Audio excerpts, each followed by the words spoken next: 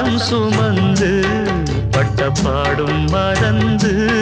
பிள்ளை செல்வம் பிறக்க அள்ளி கையில் எடுக்க